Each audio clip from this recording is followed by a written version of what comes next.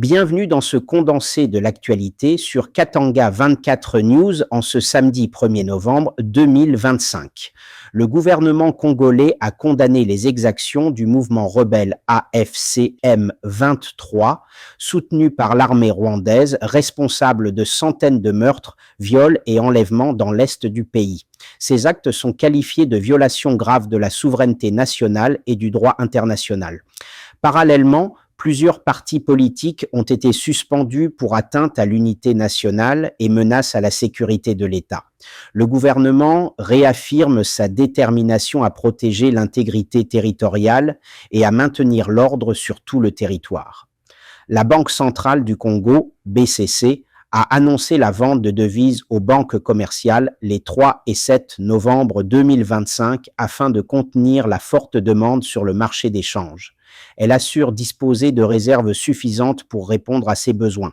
Par ailleurs, la BCC invite les citoyens et les opérateurs économiques à privilégier l'usage du franc congolais. Cette mesure vise à stabiliser la monnaie nationale et préserver la valeur des avoirs. La commission infrastructure du Sénat, dirigée par le sénateur Herman Moutima, a exhorté à accélérer les travaux du projet Kinshasa Arena au stade des Martyrs. Après une visite d'inspection, elle a constaté que les grosses œuvres sont achevées à près de 80% et que les finitions débuteront bientôt. Le projet, lancé en octobre 2023 mais ralenti par des obstacles administratifs, reste une priorité nationale.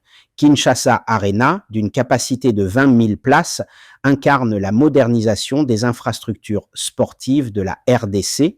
La présidente sortante de Tanzanie, Samia Suluhu Hassan, a été réélue avec 97,66% des voix, selon les résultats officiels annoncés le 1er novembre 2025. Le scrutin, marqué par des violences ayant causé au moins 800 morts, a été vivement contesté par l'opposition qui dénonce une élection illégitime. Les manifestations ont entraîné des restrictions d'Internet et une forte répression des forces de l'ordre. L'ONU a exprimé son inquiétude et appelé à éviter toute nouvelle escalade de la violence. Merci de rester fidèle à Katanga 24 News pour ne rien rater de l'actualité.